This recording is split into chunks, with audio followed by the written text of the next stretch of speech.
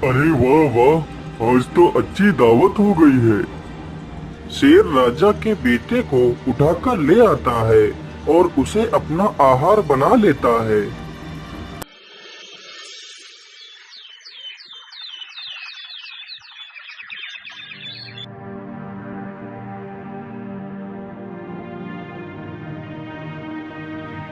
हाय हाय, मेरा बेटा कहाँ गया? मेरे बेटे को कोई चुरा कर ले गया है। महाराज, मेरे बेटे को ढूंढ लाइए, नहीं तो मैं भी अपने प्राण त्याग दूंगी। लेकिन महारानी जी, आखिर इस महल से बच्चे को कोई चुराकर कैसे ले जा सकता है? महाराज, मैं कुछ नहीं जानती, बस मुझे मेरा बच्चा लौटा दीजिए। ठीक है महारानी जी, आप शांत हो जाइए। सैनिकों, तुम लोगों के रहते हुए हमारा बच्चा गायब कैसे हो गया?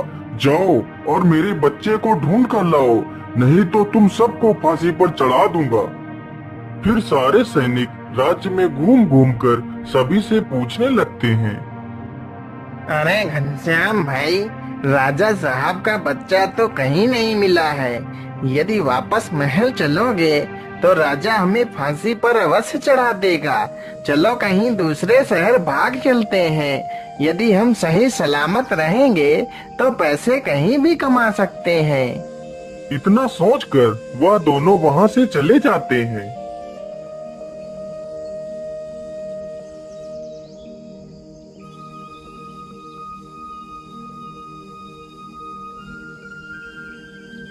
बाबा, आंखें खोलिए बाबा, हमारी मदद करिए बाबा।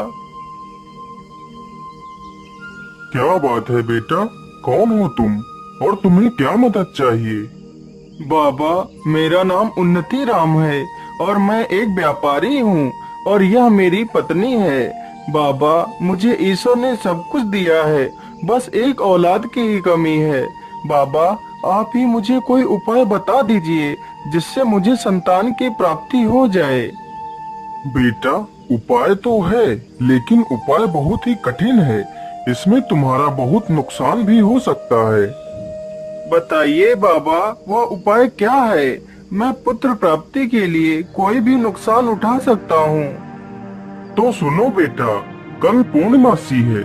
यदि तुम सूर्य उदय से लेकर सूर्यास्त तक दान करो तो तुम्हें पुत्र की प्राप्ति अवश्य होगी।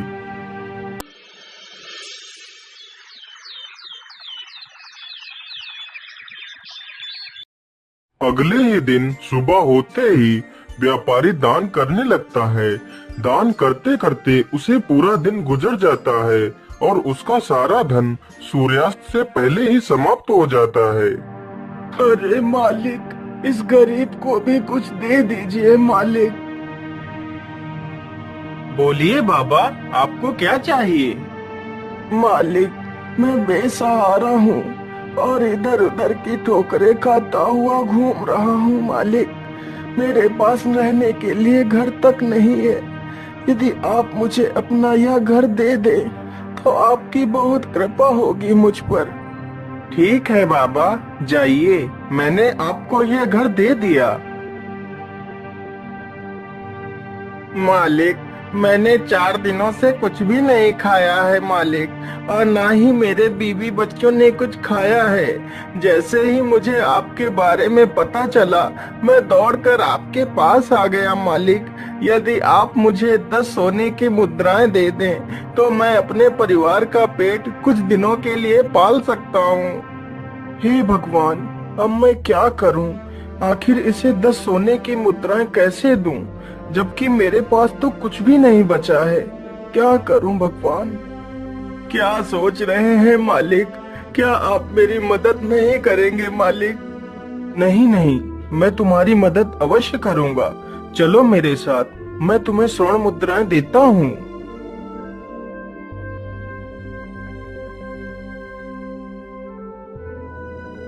फिर उन्नति राम एक सेठ के पास जाता है।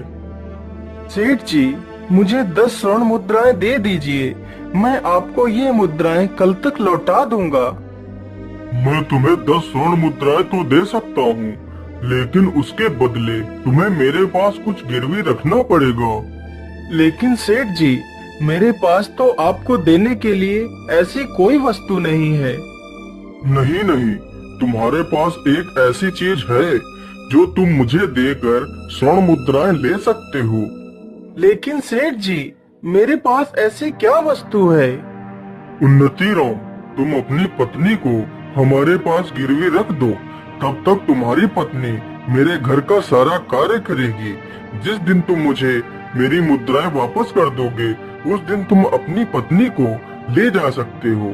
ठीक है सेठ जी, मैं मंजूर हूँ, मुझे स्वर्ण मुद्राएं दे दीजिए।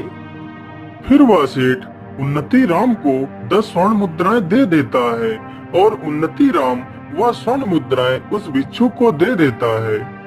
अब तो मेरे पास कुछ भी नहीं बचा है, अब मैं पैसे कहाँ से लाऊं? मैं ऐसा करता हूँ, अपने मित्र से मदद मांगने के लिए जाता हूँ। फिर वह मदद मांगने के लिए अपने मित्र के पास जाता है। मित्र, मुझे तुम्हारी मदद की आवश्यकता है, मैं बहुत परेशानी में हूँ मित्र। क्या बात है मित्र, तुम्हें किस बात की परेशानी है, बताओ मुझे। फिर उन्नति राम अपने मित्र को पूरी कहानी सुनाता है। अब मैं क्या करूं मित्र, तुम ही मेरी आखिरी उम्मीद हो, मेरी मदद करो मित्र। लेकिन मित्र, मैं तुम्हारी मदद नहीं कर सकता। इस बार व्यापार में बहुत ज्यादा घाटा हो गया है, जिसके कारण इस समय मेरे पास एक पैसा भी नहीं है। उसका मित्र भी उसकी मदद करने से इनकार कर देता है, तो उन्नति राम बहुत ही दुखी हो जाता है और वहाँ से वापस चल देता है।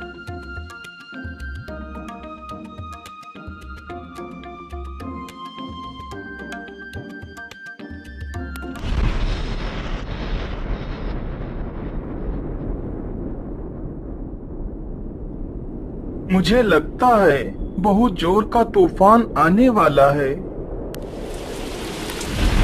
हे भगवान, यह तो बहुत जोर की बारिश आ गई, अब क्या करूं? चलो इसी पेड़ के नीचे बैठ जाता हूँ, कुछ तो इस बारिश से बच पाऊंगा। उन्नति राम पूरी रात उसी पेड़ के नीचे बैठा रहता है।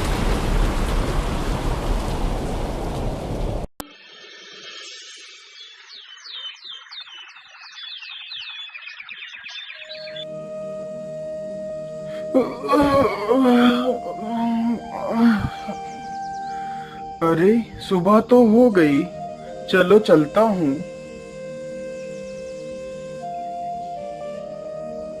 उन्नति राम चलते चलते बहुत थक जाता है और उसे बहुत जोर की प्यास भी लगती है। अरे मैं तो चलते चलते बहुत थक गया हूँ और मुझे बहुत जोर की प्यास भी लगी है। मुझे लगता है वहाँ पर कोई कुआं है, चलो चलकर देखता हूँ। उन्नति राम कुएं के पास जाता है। उसी कुएं में रात के भयानक तूफान में फंसकर एक शेर और एक बंदर तथा सर्प और एक सोनार उसी कुएं में गिर जाते हैं। उन्नति राम जैसे ही अपना घड़ा डालता है, तभी शेर रस्सी को पकड़ लेता है। कौन है? कुएं के अंदर कौन है? किसने मेरे घड़े को पकड़ लिया है? छोड़ दो मेरा घड़ा। अरे मुसाफिर, मैं एक शेर हूँ। मैं रात के तूफान में इस कुएं में गिर गया था। यदि तुम मुझे बाहर निकाल लो तो तुम मुझसे जो भी मांगोगे मैं तुम्हें दे दूंगा। अरे नहीं नहीं शेर भाई, मैं तुम्हें बाहर नहीं निकाल सकता। कहीं तुम बाहर आकर मुझे खा गए तो? नहीं नहीं मुसाफिर, मैं तुम्हें खाऊंगा नहीं। कृपया कर मुझे इस कुएं से बाहर निकाल लीजिए। फिर उन्नति राम उस शेर को बाहर निकाल लेता है। हे मुसाफिर, मेरी जान बचाने के लिए मैं तुम्हारा बहुत बहुत धन्यवाद करता हूँ। मैं यहीं पास की गुफा में ही रहता हूँ। यदि तुम्हें कभी भी किसी प्रकार की मदद की आवश्यकता हो तो मेरे पास अवश्य आना। इतना कहकर शेर वहाँ से चला जाता है। उन्नति राम फिर से अपना पानी का घड़ा कुएं में लटकाता है, तो इस बार सर्प रस्सी को पकड़ लेता है। अरे अरे, कौन है कुएं के अंदर जिसने मेरा फिर से घड़ा पकड़ लिया है? हे मुसाफिर, मैं एक सर्प हूँ। और मैं इस कुएं में आज रात को गिर गया था। कृपा कर मुझे इस कुएं से बाहर निकाल लीजिए। तुम मुझसे जो भी कहोगे मैं वही करूँगा। फिर उन्नति राम उस सर्प को भी कुएं से बाहर निकाल लेता है। हे नेकदिल इंसान, तुमने मेरी जान बचाई है, इसलिए तुम मुझे कभी भी कहीं भी मदद के लिए पुकारना तो मैं दौड़ा चला आऊंगा। इतना कहकर वह सर्प भी वहां से चला जाता है। इसी प्रकार उन्नति राम उस बंदर को भी बाहर निकालता है। हे मुसाफिर, तुमने मेरी जान बचाई है।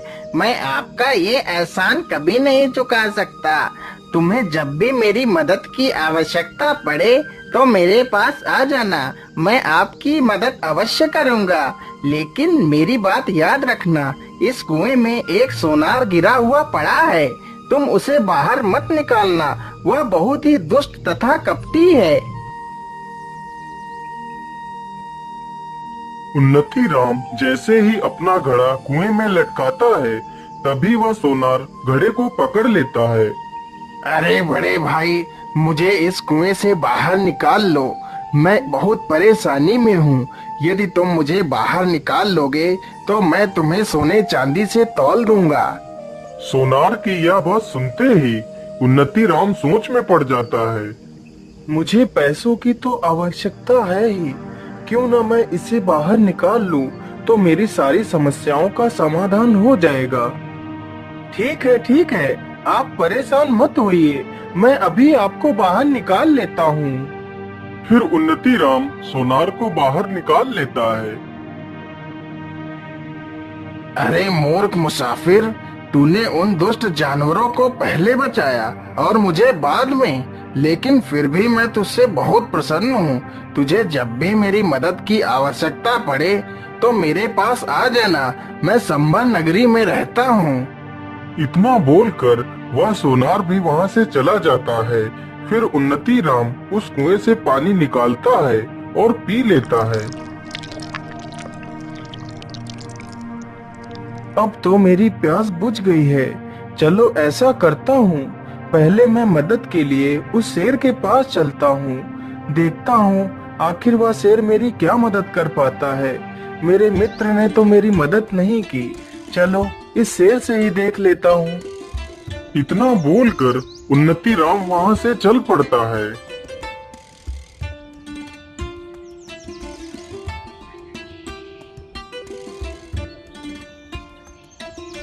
आइए आइए मुसाफिर, तुम्हारा स्वागत है। बोलिए, तुम्हारा यहाँ आना कैसे हुआ? शेर तुरंत ही गुफा के अंदर जाता है और 2 सोने के कंगन लेकर आता है। ये लो मुसाफिर, मेरे पास इतना ही है, लेकिन इतने में ही तुम्हारा काम हो जाएगा। मैं ऐसा करता हूँ, यह कंगन लेकर मैं उसी सोनार के पास जाता हूँ जिसे मैंने कुएं से बाहर निकाला था। वह जरूर इन कंगनों की सही कीमत दे देगा।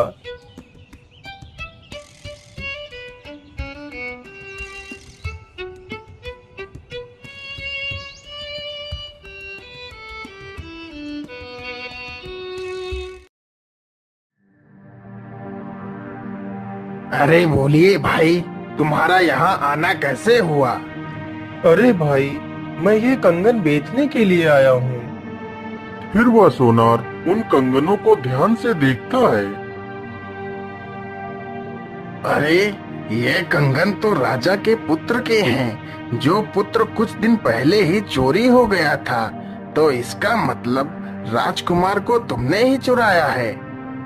नहीं सोनार भाई, मैं चोर नहीं हूँ।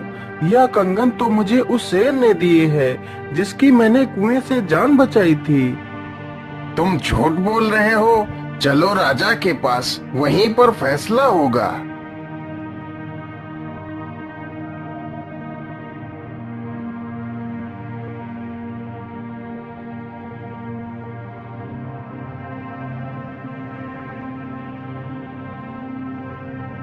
तुम्हारी इतनी हिम्मत कि तुमने मेरे बेटे को चुराया और उसके कंगन लेकर यहाँ बेचने आ गए। कहाँ है मेरा बेटा?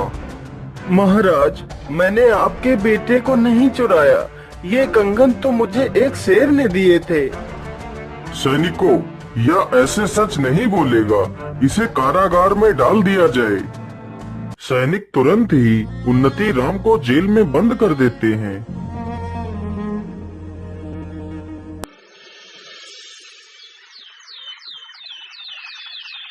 हे भगवान, ये कैसी मुसीबत में फंस गया हूँ। क्या करूँ, कैसे निकलूं इस जेल से। मैं ऐसा करता हूँ, अपने मित्र सर्प को बुलाता हूँ। जैसे ही वह उस सर्प का स्मरण करता है, तभी वहाँ पर वह सर्प आ जाता है।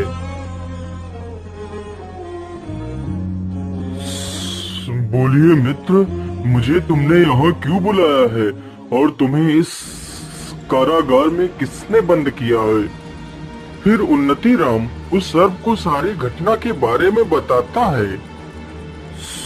तुम परेशान मत हो मित्र, जो मैं कह रहा हूँ उससे ध्यान से सुनो। आज रात मैं इस राजा को डस लूंगा तो राजा मूर्छित हो जाएगा। सुबह होते ही राजा को अनेकों हकीम वैद्य ठीक करने के लिए आएंगे, लेकिन मैं राजा के शरीर से जहर को उतरने नहीं दूंगा। तुम इस कारागार में बैठकर बस यही बोलते रहना कि सर्प का काटा हुआ तो मैं भी ठीक कर लेता हूँ, लेकिन मैं क्या करूँ, मैं इस जेल में बंद हूँ, क्या कर सकता हूँ। या तो राजा का दुर्भाग्य है, फिर तुम्हारी इन बातों को कोई ना कोई सुनकर तुम्हें राजा को ठीक करने के लिए अवश्य बुलाएगा। तुम आना और चुपचाप बैठकर झूठ मूठ का मंत्र पढ़ना, तभी मैं राजा के शरीर से अपने जहर के प्रभाव को खत्म कर दूंगा। तो राजा तुम्हें इनाम भी देगा और तुम्हें आजाद भी कर देगा। उन्नति राम ने सर्प के कहे अनुसार ही किया। सर्प वहाँ से चला जाता है और राजा को डस लेता है। सुबह होते ही पूरे राज्य में हंगामा कट जाता है। कई प्रकार के वैद्य, डॉक्टर सब आते हैं, लेकिन राजा को कोई ठीक नहीं कर पाता है।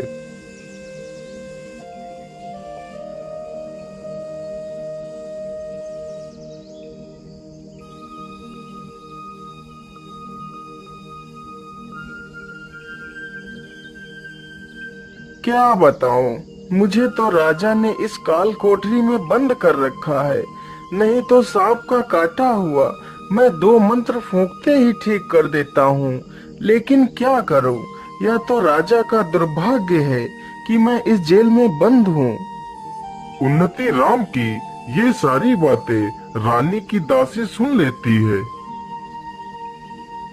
महारानी जी, राजा साहब ने जिसे जेल में बंद कर रखा है वह सर्प का काटा हुआ ठीक कर लेता है। मैंने अपने कानों से सुना है। सैनिकों, जाओ और उस कैदी को मेरे पास लेकर आओ। महारानी जी, क्या बात है, आपने हमें क्यों बुलाया है? मैंने तुम्हारे बारे में सुना है कि तुम सर्प से डसे हुए इंसान को ठीक कर लेते हो। हाँ महारानी जी, मैं ठीक कर लेता हूँ। मैं तुमसे प्रार्थना करती हूँ, तुम मेरे पति को बचा लो। मैं तुम्हें अपना आधा राज्य दे दूंगी और तुम्हें आजाद भी कर दूंगी। मैं तुम्हें वचन देती हूँ, कृपया जल्दी से महाराज को ठीक कर दीजिए। मेरी आखिरी उम्मीद तुम्ही से है। महारानी जी, आप परेशान मत होइए, मैं अभी राजा साहब को ठीक कर देता हूँ। फिर उन्नति राम अपनी आंखें बंद करता है और झूठ मूठ का मंत्र पढ़ने लगता है। तभी सर्प राजा के शरीर से अपने विष के प्रभाव को खत्म कर देता है। अरे, इस चोर को बाहर किसने आने दिया? महाराज, यह कोई चोर नहीं है, इसने तो आपकी जान बचाई है। फिर महारानी राजा को सारी घटना के बारे में बताती है और उन्नति राम को अपना आधा राज्य दे देती है।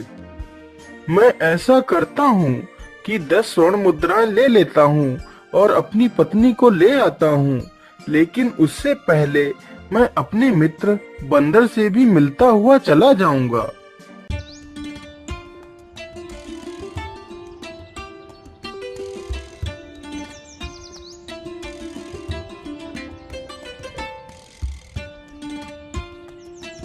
आइए मित्र, तुम्हारा स्वागत है।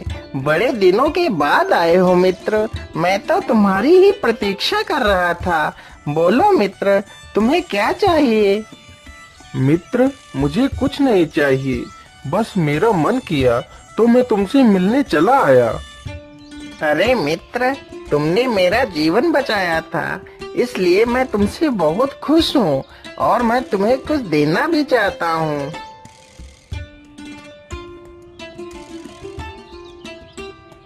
फिर बंदर 2 फल लेकर आता है। ये लो मित्र, ये इच्छा पूर्ति फल हैं जो मुझे भगवान शिव ने दिए थे। इस फल से तुम अपनी इच्छा बताकर जिसे भी खिला दोगे तो तुम्हारी इच्छा पूरी हो जाएगी। ये सुनकर उन्नति राम बहुत प्रसन्न हो जाता है और फल लेकर वहाँ से सीधे सेठ के पास पहुँच जाता है।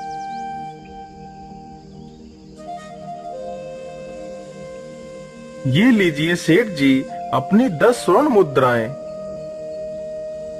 हे इच्छा पूर्ति फल, तुम इस सेठ को एक मुर्गी बना दो। सेठ जी, आज मैं अपनी पत्नी को वापस पाकर बहुत खुश हूँ और इसी खुशी में मैं आपका मुंह मीठा कराना चाहता हूँ। ये लीजिए, फल खाइए। हाँ हाँ, क्यों नहीं, लाइए मुझे फल दीजिए। सेठ जैसे ही वह फल खाता है, वह एक मुर्गी बन जाता है। हे इच्छा पूर्ति फल, मुझे मेरी पत्नी से एक सुंदर सा पुत्र चाहिए। ये लो चंद्रप्रभा, तुम इस फल को खा लो। जैसे ही चंद्रप्रभा उस इच्छा पूर्ति फल को खाती है,